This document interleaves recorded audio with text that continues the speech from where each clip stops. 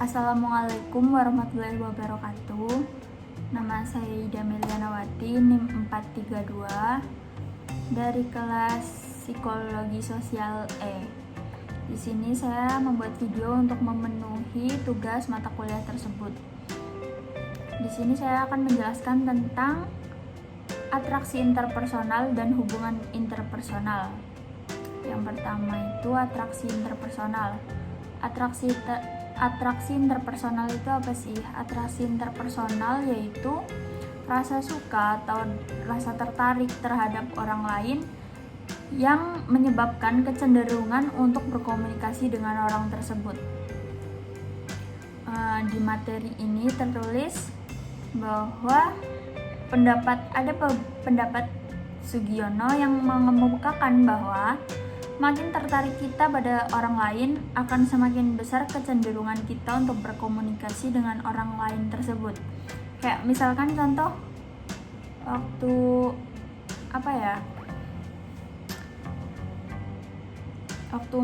baru masuk sekolah, masuk SMA misalnya. Ketika kita lihat orang lain yang kita dirasa kita suka dengan karakternya atau yang lainnya, kita pasti akan berusaha menjalin komunikasi dengan orang tersebut, ya nggak sih? Pasti ya. Terusan, ini ada beberapa faktor yang mempengaruhi atraksi interpersonal ini. Yang pertama ini faktor personal. Faktor personal itu yang berkaitan dengan pribadi seseorang. Ada beberapa jenis faktor personal ini. Yang pertama adalah kehangatan pribadi. Kehangatan pribadi ini apabila seseorang menunjukkan sikap positif dan memberikan afeksi pada orang lain seperti memuji orang lain, menyukai dan sikap positif yang lain, maka orang tersebut cenderung diterima oleh orang lain sehingga tercipta komunikasi antar pribadi yang efektif. Begitu juga sebaliknya, orang yang sikapnya dingin, tidak menyukai dan sering mencela akan membuat komunikasi antar pribadi menjadi tidak efektif. Lah, kehangatan pribadi ini menurut saya penting banget ya untuk menimbulkan rasa keinginan kita untuk berkomunikasi dengan orang lain. Jika orang lain tersebut kayak dilihat dari awalnya aja udah negatif, udah sering ngomongnya nggak baik gitu-gitu, pasti kitanya juga enggan, mestinya bukan enggan gimana ya, tapi takut aja gitu sama orang yang kalau misalkan udah pemikirannya negatif gitu kan. Kalau yang pemikirannya positif, kayak sering memuji, walaupun itu hal-hal kecil, tapi itu bakalan menunjukkan apa sih? Dia itu berarti orangnya positif dan kita juga ingin berteman, ingin menjalin komunikasi yang baik, signifikan gitu. Terus yang kedua ada kompetensi atau kemampuan. Di sini pada umumnya seseorang menyukai orang lain yang mempunyai keterampilan sosial, cerdas atau yang lebih berhasil daripada dirinya sendiri dalam kehidupannya. Intinya orang yang berkompeten biasanya lebih dihargai untuk diajak menjalin hubungan daripada orang yang tidak berkompeten. Misalnya gini, dulu itu kayak pernah ikut eskul tari, kita pasti bakalan ngedeketin orang yang lebih pandai dari kita karena kita juga membutuhkan untuk misalkan butuh diajarin nih gitu. Terus yang ketiga ada kesamaan karakteristik personal. Seseorang cenderung menyukai orang yang sama dalam hal sikap, nilai, minat, latar belakang, dan kepribadian. Intinya kesamaan sikap sangat menentukan rasa suka. Semakin sama sikap, semakin besar rasa suka terhadap orang lain. Nah ini kesamaan karakteristik, misalkan dari latar belakangnya, dari sikap, nilai, gitu-gitu. Kalau misalkan kita nih ada di tempat umum kan, ya gitu tadi kayak baru masuk sekolah, terus kita menemukan orang yang misalkan sama latar belakangnya gitu, cerita nyambung, pengalaman itu satu frekuensi, jadi enak gitu ngobrolnya. Terus harga diri yang rendah. Harga diri yang rendah cenderung untuk berafiliasi atau bergabung dengan orang lain dan makin cenderung responsif menerima kasih sayang dari orang lain. Harga diri yang rendah yang dimaksud ini adalah mungkin orang yang terbuka. Orang yang terbuka dengan orang lain, maksudnya kayak friendly. Kalau orang semakin friendly, semakin banyak teman pasti. Tekanan, terus yang selanjutnya tekanan emosional atau stres. Bila seseorang sedang berada dalam keadaan yang mencemaskan atau sedang mengalami masalah yang cukup berat, atau dengan kata lain sedang mengalami tekanan emosional, ia cenderung akan mengharapkan kehadiran orang lain. Ini juga mempengaruhi yang namanya atraksi interpersonal, karena di mana-mana orang yang sedang mempunyai tekanan emosional pasti akan membutuhkan orang lain untuk menenangkan dirinya. Jadi dia akan berusaha berkomunikasi dengan orang lain agar dia agar ada yang menemani gitu. Terus selanjutnya ada isolasi sosial. Isolasi sosial maksudnya bahwa seseorang yang dalam keadaan diisolasi oleh orang lain akan merasa lebih senang apabila kedatangan orang lain dan kehadiran orang tersebut akan disikapi dan direspon sebagai uluran kasih sayang. Nah, ini ya sama kayak tadi, kayak tekanan gitu. Mendapatkan isolasi dari orang lain itu adalah suatu tekanan dan butuh orang lain juga untuk menjadi teman gitu, dan itu adalah salah satu faktor juga. Selanjutnya adalah rasa suka timbal balik. Maksudnya adalah bahwa seseorang akan tertarik pada orang lain bergantung kepada apakah rasa suka timbal balik di antara orang yang berhubungan tersebut.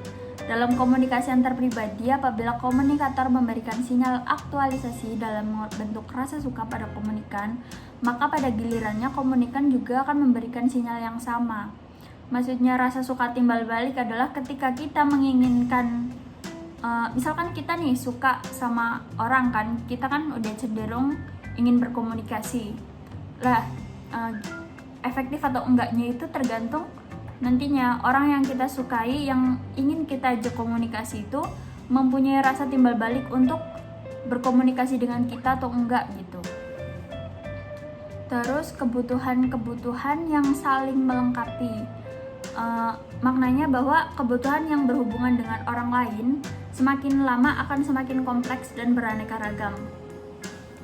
Kebutuhan untuk berhubungan dengan orang lain seperti mendapatkan kegembiraan, pertolongan, pujian, dan lain sebagainya. Kebutuhan ini kayak misalkan nih, kita ini sedang down, terus kita butuh support dari teman-teman kita, kita butuh orang lain, tetap butuh orang lain. Kita nggak bisa hidup sendiri karena kita juga makhluk sosial. Kita butuh orang lain untuk kebutuhan apapun yang ada dalam hidup kita. Terus faktor yang kedua adalah faktor situasional. Faktor situasional juga ada beberapa jenis. Yang pertama adalah penguatan. Seseorang menyukai orang lain yang suka rela memberikan ganjaran sebagai penguatan. Salah satunya penguatan yang penting adalah persetujuan sosial. Contohnya adalah seseorang yang memberikan pujian kepada orang lain dan selalu memberikan pernyataan positif, cenderung disukai dan ingin selalu berinteraksi. Sedangkan orang yang selalu mencela dan memberikan pernyataan negatif cenderung dihindari dari atraksi antar pribadi. Nah, ini kayak yang pertama tadi, yang mirip yang kehangatan pribadi. Orang itu kalau misalkan pemikirannya positif, pasti akan berkomentar positif, sering suka memuji maksudnya. Walaupun itu hal kecil, tapi yang dirasa itu bakalan membangun untuk lawan bicara kita, itu akan dia lakukan. Dan itu memunculkan komunikasi yang efektif. Terus daya tarik fisik, maksudnya bahwa penampilan fisik pada seseorang pada pertemuan pertama sangat menentukan. Hal ini secara nyata dinyatakan bahwa orang yang dianggap menarik lebih disukai daripada yang tidak menarik. Ini tuh misalkan ya kita kayak masuk sekolah nih pertama, masuk sekolah SMA misalkan pertama, terus kita first impressionnya itu ketemu orangnya itu kayak apa, misalkan kita tipikal orang yang bobrok gitu, yang terus ada orang yang kalem gitu kan, kita lihat kalem, nggak satu frekuensi, kayaknya nggak nyambung gitu. Tapi itu kan dari awalnya aja dulu gitu, fisiknya dari yang kelihatan. Tapi yang kalem juga belum tentu aslinya kayak gitu. Terus ada selanjutnya kedekatan. Faktor ini memiliki makna kedekatan dalam jarak tempat tinggal. Beberapa alasannya antara lain adalah kedekatan biasanya meningkatkan keakraban, kedekatan sering berkaitan dengan kesamaan dan sebagainya. Kayak misalkan pengalamanku, karena aku anak rantau terus nggak pernah merantau terus tiba-tiba merantau ke Malang, pasti kita ingin mempunyai teman di Malang gitu, apalagi yang satu lingkup, misalkan satu kosan aja, kita pasti akan membangun interaksi dengan orang-orang di sekitar kita, dan lama-kelamaan kalau satu frekuensi, nyaman, nyambung, lama-kelamaan akan menjadi komunikasi yang efektif, akan terjadinya atraksi interpersonal tersebut. Terus yang selanjutnya adalah sesuatu yang menguntungkan. Apabila interaksi dengan orang lain memberikan keuntungan, maka seseorang akan cenderung untuk berhubungan.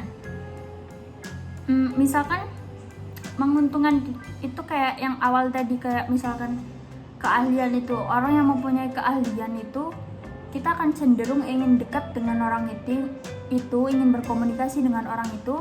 Misalkan untuk ngasih pengajaran untuk kita ingin diajari, itu kan menguntungkan buat kita, dan pasti kita akan cenderung jika seseorang tersebut melakukan timbal balik komunikasi kepada kita juga akan terus berhubungan dengan orang itu agar kita juga merasa untung gitu. Karena ada untungnya juga gitu kan, temenan. Terus selanjutnya adalah kemiripan. Maknanya bahwa seseorang cenderung tertarik pada orang lain yang mempunyai kemiripan dari berbagai bidang seperti agama, ras, latar belakang sosial, usia, pendidikan, dan sebagainya. Sama kayak yang di atas tadi, kesamaan gitu. Kalau kita ada sama dengan seseorang itu pasti apa sih, kayak nyambung gitu. Kalau misalkan sama latar belakang sosialnya, usianya, pendidikan, tapi yang beda usia, beda pendidikan juga biasanya nyambung, tergantung aja. Tapi kan itu kayak lebih faktor tertentunya gitu, faktor yang yang memberatkan. Terus ada indikator atraksi interpersonal. Untuk mengetahui lebih jauh tentang karakteristik atraksi interpersonal, Colak dan Kobach mengemukakan beberapa ciri atau indikator mengenai atraksi interpersonal berdasar dari 3 aspek, antara lain kedekatan atau keakraban, penampilan fisik, kesamaan. Ini penjelasannya. Kedekatan atau keakraban. Kedekatan antara orang-orang ditunjukkan sebagai salah satu alasan mengapa orang tertarik satu sama lain. Fakta bahwa orang yang tinggal berdekatan atau di lingkungan yang sama memiliki lebih banyak potensi keakraban yang memiliki panduan daya tarik seseorang dengan orang lain. Kedekatan menuntun untuk mengenal seseorang dan mendapatkan informasi tentang orang tersebut. Dengan demikian, peluang seseorang untuk memprediksi perilaku orang lain dapat lebih akurat. Ini kayak misalkan kita dengan orang yang, dengan teman-teman kita yang satu kosan gitu, kita itu walaupun kita berkomunikasinya sedikit, tapi secara tidak langsung kita udah tahu dia itu sifatnya kayak gimana, terus tipikalnya orang yang kayak apa gitu-gitu. Terus yang kedua itu penampilan fisik. Daya tarik fisik muncul melalui komunikasi tatap muka. Ada penelitian yang menyebutkan bahwa orang-orang yang cantik dan berpenampilan menarik dianggap lebih hangat, ekstrovert, menarik, dan secara sosial lebih berbakat daripada yang tidak. Karena seseorang yang terbuka, yang ekstrovert itu welcome gitu, friendly, jadi relasinya juga besar. Jadi dia bakal pesat berkembang. Bukan berarti yang introvert juga lambat berkembang, tapi kalau yang ekstrovert itu kayak lebih menarik gitu, soalnya orangnya itu bakalan terbuka gitu, asik aja walaupun kadang sok asik. Kesamaan, yang ketiga kesamaan sikap meningkatkan daya tarik, yang memiliki makna bahwa orang-orang yang memiliki pandangan umum, pemikiran, dan nilai-nilai yang sama dapat tertarik satu sama lain. Sudut pandang yang lain adalah bahwa orang-orang yang memiliki latar belakang ras, keterampilan umum, fisik yang serupa, tingkat kecerdasan, dan sikap yang hampir mirip dapat lebih tertarik satu sama lain. Bener banget, kalau misalkan kayak ada yang sama, entah hobi gitu, pasti bakalan kayak ya udah tahu gitu lah ya. Terusan selanjutnya pembahasan kita lari ke hubungan interpersonal. Pengertian hubungan interpersonal. Karakteristik kehidupan sosial mewajibkan setiap individu untuk membangun sebuah relasi dengan orang lain, sehingga akan terjalin sebuah ikatan perasaan yang bersifat timbal balik dalam suatu pola hubungan. Suwananto menyatakan bahwa hubungan interpersonal dalam arti luas adalah interaksi yang dilakukan oleh seseorang kepada orang lain dalam segala situasi dan dalam semua bidang kehidupan, sehingga menimbulkan kebahagiaan dan kepuasan hati pada kedua belah pihak.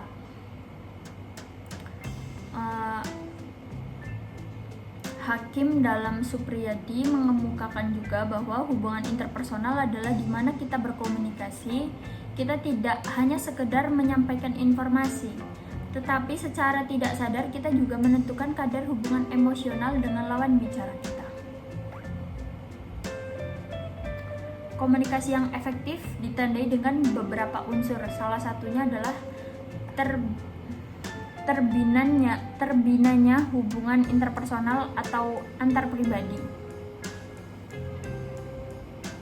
Berdasarkan beberapa pernyataan tersebut, bisa disimpulkan hubungan interpersonal adalah interaksi yang terjadi antara dua belah pihak yang saling melibatkan emosi dan perasaan satu sama lain, sehingga menimbulkan ketertarikan hubungan yang lebih dekat.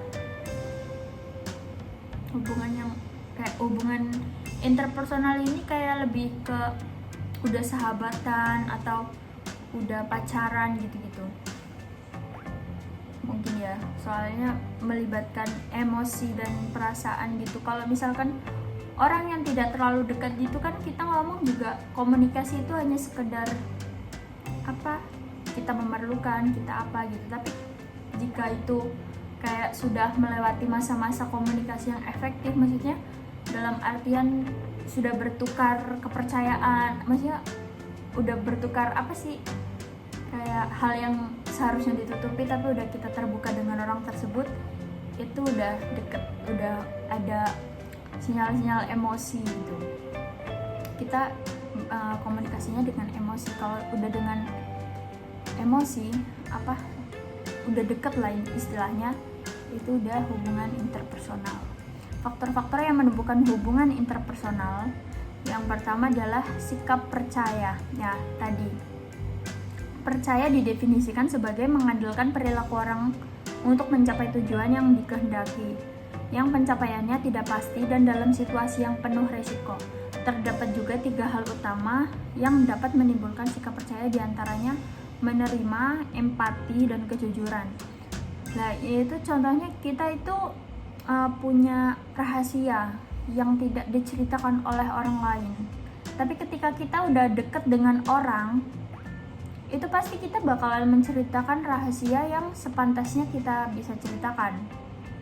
Dan orang yang kita ceritakan tentang rahasia kita ini, yaitu harus menerima, empati, dan jujur. Soalnya jika kita cerita sama orang yang tidak memenuhi 3 kriteria tersebut, ya tidak bisa dipercaya gitu. Terus yang kedua itu sikap suportif. Sikap suportif adalah sikap yang mengurangi sikap defensif dalam komunikasi. Orang yang bersikap defensif bila ia tidak menerima, tidak jujur, dan tidak empatis. Komunikasi defensif dapat terjadi karena faktor-faktor personal, ketakutan, kecemasan, harga diri yang rendah, pengalaman defensif, dan faktor situasional. Sikap suportif itu kalau kita misalkan udah deket sama orang nih, kalau misalkan kita udah pacaran aja, misal pacaran sama siapa gitu, pasti kita memilih pacar itu pasti yang bisa mensupport apa sih impian kita, apa sih keinginan kita gitu. Dan itu juga udah harus yang udah deket gitu. Ataupun sahabat kita juga memilih sahabat pasti juga yang positif kan, yang bisa membangun diri kita agar lebih maju. Yang ketiga ada sikap terbuka. Sikap terbuka sangat berpengaruh dalam menumbuhkan hubungan interpersonal yang efektif. Menurut Brooks dan Imart dalam Jalaluddin Rahmat, terdapat beberapa karakteristik sifat terbuka, diantaranya menilai pesan secara objektif dengan menggunakan data dan keajegan logika, membedakan dengan mudah, melihat nuansa, berorientasi pada isi pesan komunikasi, mencari informasi dari berbagai sumber, lebih bersifat profesional dan bersedia mengubah kepercayaannya, mencari pengertian pesan yang tidak sesuai dengan rangkaian kepercayaannya. Kalau orang sudah menjalin orang yang menjalin hubungan interpersonal pasti sifatnya akan terbuka dan ya gitu. Terus indikator hubungan interpersonal, ada beberapa ciri atau indikator mengenai hubungan interpersonal, yaitu saling memerlukan, pola hubungan antar pribadi, dan kerjasama. Yang pertama adalah mengenal secara dekat. Artinya bahwa pihak-pihak yang terlibat dalam hubungan interpersonal saling mengenal secara dekat. Ya kayak misalkan yang tadi saya contohin itu kayak pacaran, sahabatan, itu yang udah deket banget gitu loh. Kayak yang udah tahu lah. Dikatakan mengenal secara dekat karena hanya saling mengenal identitas pokok seperti nama, alamat, status perkawinan, dan pekerjaan. Namun lebih dari semua itu. Terus saling memerlukan. Hubungan interpersonal diwarnai oleh pola hubungan saling menguntungkan secara dua arah dan saling memerlukan. Sekurang-kurangnya, kedua belah pihak merasa saling memerlukan kehadiran seseorang untuk berinteraksi. Apabila salah satu pihak merasa tidak lagi memperoleh manfaat, maka keadaan seperti ini tidak dipakai sebagai alasan terjadinya putus hubungan interpersonal. Jadi saling memerlukan ini kayak karena kita saling memerlukan, dan jika tiap hari kita memerlukan orang tersebut, pasti kita juga lama-lama bakalan deket sama orang tersebut gitu. Tapi itu berlaku untuk yang terjadinya timbal balik. Kalau misalkan tidak terjadinya timbal balik dalam komunikasi tersebut, akan ada satu sisi yang merasa dirugikan atau merasa tidak nyaman. Terus yang ketiga itu pola hubungan antar pribadi yang ditunjukkan oleh adanya sikap keterbukaan di antara keduanya. Hubungan interpersonal juga ditandai oleh pemahaman sifat-sifat pribadi di antara kedua belah pihak, masing-masing saling terbuka sehingga dapat menerima perbedaan sifat pribadi masing-masing sifat pribadi tersebut. Adanya perbedaan sifat pribadi bukan menjadi penghalang untuk membina hubungan baik, justru menjadi peluang untuk dapat saling mengisi kelebihan dan kekurangan. Ini keterbukaan. Kalau misalkan orang yang udah deket, orang yang udah sahabatan, itu pasti terbuka gitu. Kayak misalkan aku kayak tadi menceritakan rahasia, kan terbuka. Pasti lawan bicara kita juga akan terbuka balik karena dia merasa saya sudah dipercaya dan saya juga mempercayai dia gitu. Terus yang keempat itu kerjasama. Kerjasama akan timbul apabila orang menyadari bahwa mereka mempunyai kepentingan yang sama dan pada saat bersamaan mempunyai cukup pengetahuan dan pengendalian terhadap diri sendiri untuk memenuhi kepentingan tersebut. Hubungan interpersonal yang dikategorikan memiliki kadar atau kualitas yang baik tidak saja menunjukkan adanya interaksi harmonis yang bertahan lama, namun juga mengarah tercapainya kerjasama. Ini kalau misalkan udah berhubungan lama, udah berhubungan dekat sahabatan, kita itu pasti mempunyai latar belakangnya itu, kita itu pasti mempunyai visi misi yang sama. Misalkan umumnya aja kita ingin pinter gitu, sekolah itu kita ingin pinter, kita ingin membanggakan orang tua, ingin memahami materi sepenuhnya, ingin lulus secepatnya. Kita pasti bakalan sama temen itu bekerja sama untuk gimana sih caranya pencapaian itu bisa kita capai gitu ya gitu. Ada yang dengan belajar bersama gitu. Intinya ketika kita positif, terbuka, terus positif, terbuka, tidak melakukan yang menurut kita negatif tapi kita lakukan itu tidak, kita akan membangun yang namanya komunikasi efektif, komunikasi yang baik. Kita membangun relasi yang luas agar kita juga mudah untuk mencapai sesuatu. Ya, segitu aja materinya. Sekian dari saya. Wassalamualaikum warahmatullahi wabarakatuh.